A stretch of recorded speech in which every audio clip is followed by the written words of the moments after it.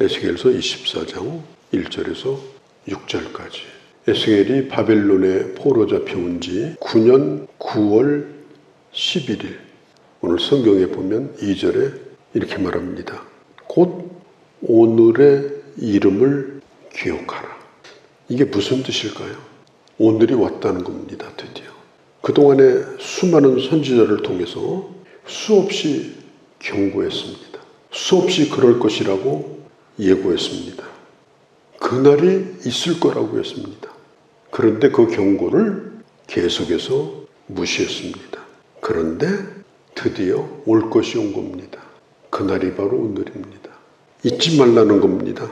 이것은 우연히 일어난 일이 아니라는 겁니다. 꼭 있어야 될 필연적인 하나님이 예정하신 일을 집행하는 그 오늘이라고 하는 겁니다. 그걸 생각나게 하시려고 아예 날짜까지 정확하게 얘기하신 거예요. 달력에 적어 놓으라고, 기록해 놓으라고. 그 오늘. 이것은 하나님께서 우리에게 하나님의 말씀, 하나님의 경고, 하나님의 책망은 이것은 그냥 우리를 겁주는 얘기가 아니라고 하는 것입니다. 그 솥 안에 있는 불순물, 그 안에 있는 찌꺼기, 아주 몇 겹씩 거기 쌓여가지고 그게 솥인지 아니면 뭔지 거기 끼어 있는 거, 그걸 태우는 날이 올 거라는 것입니다. 그러면 저 유다의 예루살렘에 오늘이 있는 것처럼 오늘 나는 어떤가 한번 생각해 볼 필요가 있어요. 내 안에 내가 태울 것이 뭔가, 내가 벗겨내야 될 것이 뭔가. 이것은 심판의 날이기도 하지만 이것은 시작하는 날이기도 합니다. 사람들은 망각합니다. 그동안에 수없이 말을 했는데도 망각합니다. 그리고 어떤 일이 터지면 굉장히 새삼스럽게 얘기합니다. 아, 이런 일이 올 줄 몰랐다고. 그것은 잊어버렸기 때문에 그런 얘기를 하는 겁니다. 그래서 우리는 날마다 일지를 써야 돼요. 내 영혼의 상태는 어떤가? 내가 해야 될 것과 내가 버려야 될 것은 무엇인가?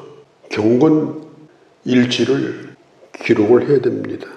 그렇게 해서 오늘 내가 맞는 날이 하나님께서 주시는 가장 좋은 날이 되도록 하나님의 말씀에 붙들리고 성령 충만해서 하나님이 오늘 충분히 은혜를 베푸시기에 합당하도록, 그냥 그 오늘이 어제가 지나간 것처럼 오늘도 그럭저럭 지나가겠지, 아닙니다. 오늘이 기록되는 거예요. 항상 우리에게 오늘이 있는 게 아니에요. 오늘도 못 넘길 날이 옵니다. 그건 머지않았습니다. 그래서 내가 맡고 있는 일이 하루하루 이 오늘을 기록하라. 몇 년, 몇 월, 몇 날, 몇 시, 그렇게 기록하고 내 상태를 또 점검하고 하나님이 내게 주시는 말씀에 귀를 기울이고 그렇게 살아야 된다. 2절 말씀, 곧 오늘의 이름을, 오늘 하루 사시고 저녁에 오늘의 이름을 한번 적어보세요. 재수 없는 날 이런 거 적지 말고, 나는 주님과 오늘 함께한 날이었는가? 오늘 나는 하나님의 사람은 어떻게 살았는가? 그 오늘을 기록하고 산다면 반드시 내일은 좋은 날이 옵니다.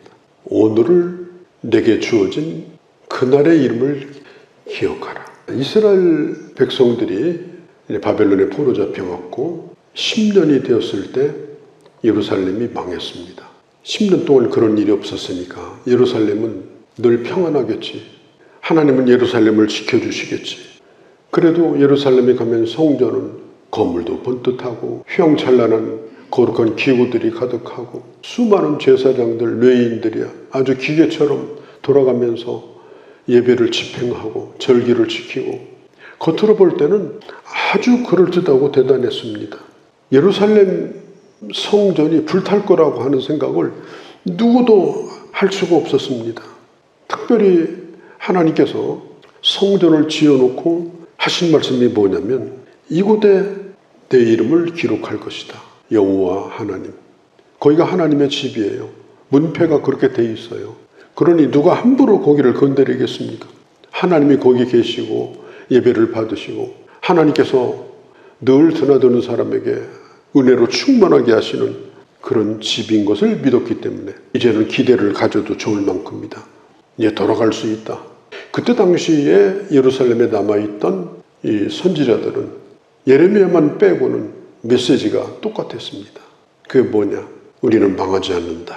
적극적인, 긍정적인, 소망적인 그런 헛된 희망에 끊임없이 바람을 불어넣으면서 아주 내일을 낙관하도록 만드는 그런 거짓 선지자들이 예루살렘에 가득했습니다. 망하기 전날까지 그렇게 했습니다. 바벨론의 느부갓네살 왕이 3차 침공을 해가지고 1년 반 동안 포위합니다. 그래서 결국은 문을 열고 예루살렘은 결국은 적에게 모든 걸 다 내어주고 만 것입니다. 에스겔에게 비유를 들어서 말씀을 하게 하십니다. 이것은 비유의 말씀입니다. 성경에 보면 제가 자세히 읽어보니까 아마도 에스겔이 실제로 마당에다 커다란 솥단지, 집에서 제일 아끼는 솥단지 그걸 걸어놓고 장작더미를 산더미처럼 쌓아놓고 그리고 사람들을 다 모아놓고 보고 있는 가운데 아마 이렇게 하지 않았는가 그렇게 추측을 해보게 됩니다. 에스겔이 불을 뗍니다. 솥이 벌겋게 달아오릅니다. 오늘 성경에 있는 대로 양고기 또 뼈들, 넓적다리, 어깨 부위 이런 걸 듣고서 아주 푹 삶습니다.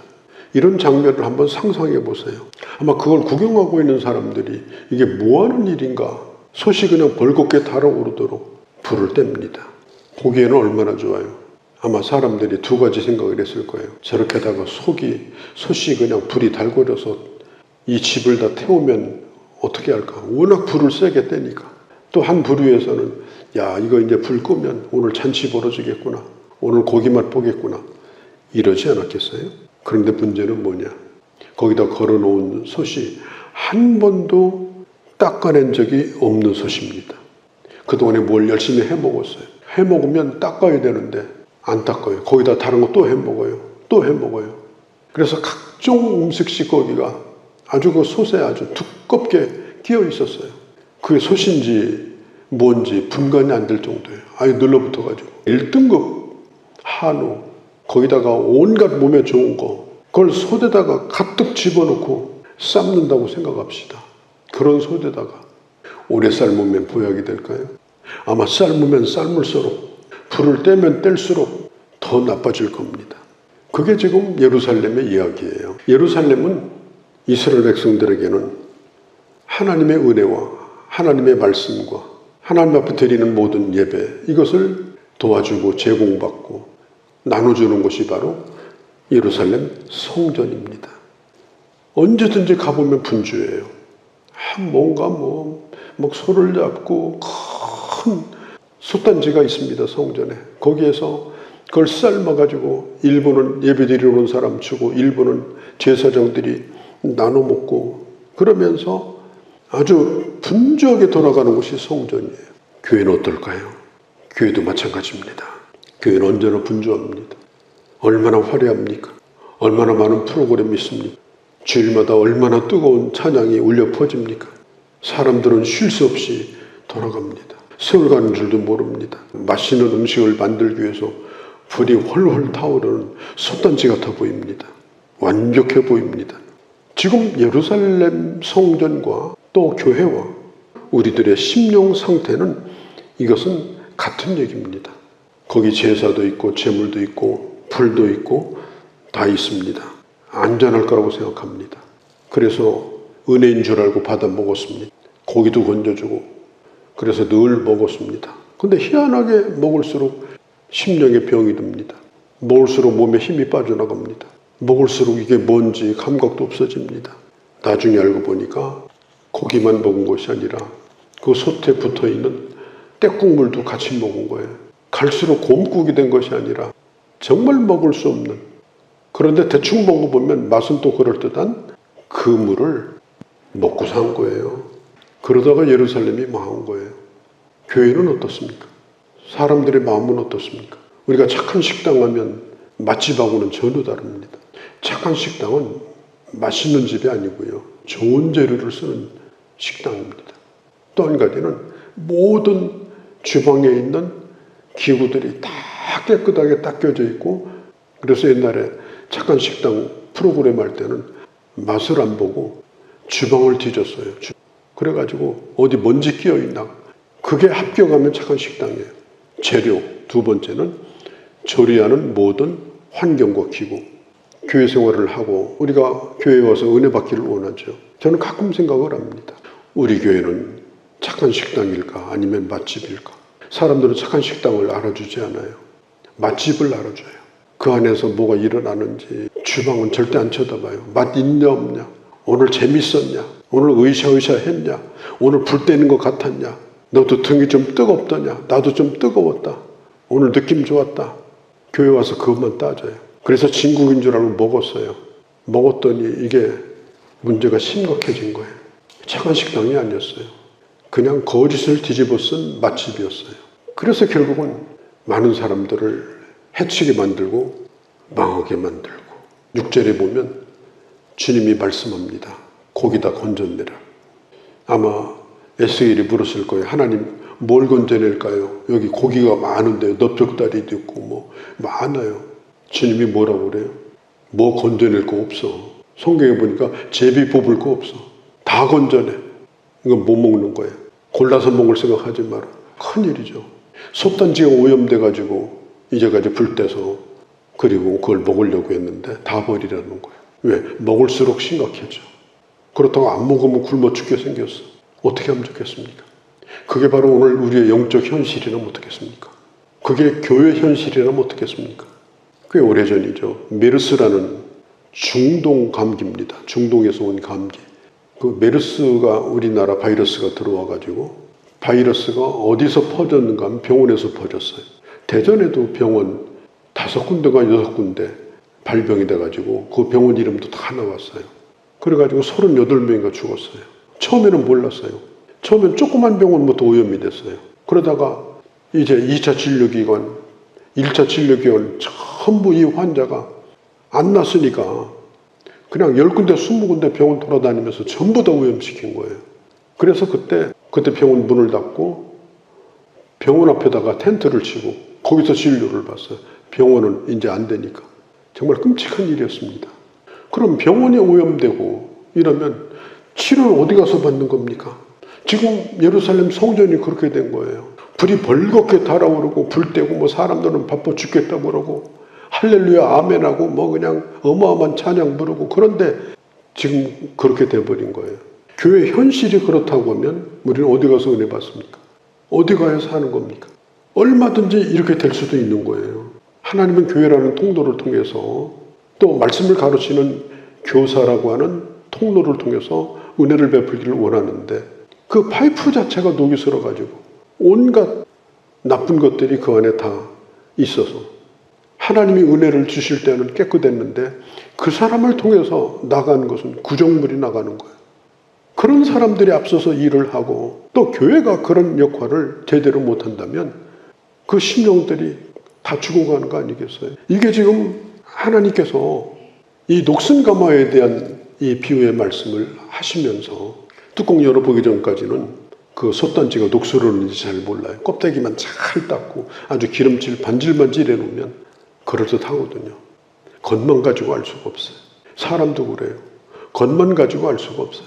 아주 겉은 그럴듯하고 뭐 대단해 보이고 그런데 속을 들여다보면은 하나님의 은혜가 내 안에 거할 만한 공간이 안 되고 그러다 보니까 은혜를 이 세상에 흘려보내는 그런 기구로서도 적합하지 않고 이렇게 되어버리면 어떻게 되겠습니까? 예수님께서 이런 말씀을 하셨어요.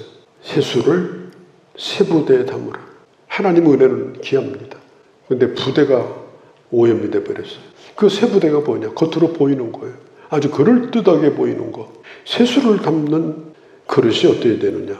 깨끗해야 됩니다. 그럼 우리가 우리 스스로 깨끗해질 수 있느냐? 그렇지 않아요. 아무리 닦아도 우리는 깨끗해질 수가 없어요. 죽을 때까지 세수하고 살아야 돼요. 요한복음 15장 3절에 보면은 내가 너희를 이미 깨끗하게 했다고 그래서 이미 깨끗하게 하였다. 우리는 본질적으로 깨끗하게 된 자입니다. 우리가 할 일은 뭐예요? 날마다 나를 깨끗하게 씻는 일입니다. 날마다 나를 깨끗하게 씻는 일이에요. 정상적으로 경건생활을 해야 됩니다. 그래서 늘 하나님의 말씀 앞에 나 자신을 드러내놓고 하나님의 주신 은혜가 내 안에 거할 수 있는 그릇이 되도록. 주님은 금그릇, 은그릇을 원하는 것이 아니에요. 투명하고 깨끗한 그릇을 원하십니다. 누구에게 물어볼 필요가 없어요. 물어봐도 몰라요. 그 속은 그 사람만 알아요. 하나님에게 물어보셔야 돼요. 그래서 우리가 나이를 먹어가고 세월이 가는 만큼, 우리가 예수를 믿는 시간이 길어질 만큼 하나님이 내게 주신 은혜와 내게 주신 이 복음이 큰 솥단지에다가 좋은 것을 집어넣고 푹 우려내면 삼복도에도 그거 먹으려고 사람들이 먼 데서 찾아오는 것처럼 잘 우러난 깊이 있고 맛있는 복음이 증거되는 교회, 내 안에 그런 은혜가 거하여서 나를 통해서 하나님의 복음의 진국이 이 세상을 향해서 흘러나가는 그런 오늘이 되어주시기를 바랍니다. 거룩하신 아버지, 이것은 과거 예루살렘의 얘기가 아니라 성전의 이야기가 아니라 바로 오늘 우리 교회의 이야기요, 우리 자신의 이야기입니다. 이미 우리를 깨끗게 하였으니 우리가 날마다 우리 자신을 씻게 하시고 날마다 마음을 새롭게 하여 주의 뜻을 분별하여 내 안에 있는 하나님의 은혜와 복음이 잘 우러나서 이 세상에 하나님의 은혜를 끼치며 생명을 살리며 교회를 교회되게 하며 하나님의 사람의 그 아름다움을 드러내며 살아갈 수 있는 그런 저희가 되도록 주께서 은혜 베풀어 주시옵소서. 우리 주 예수님의 이름으로 기도하옵나이다. 아멘.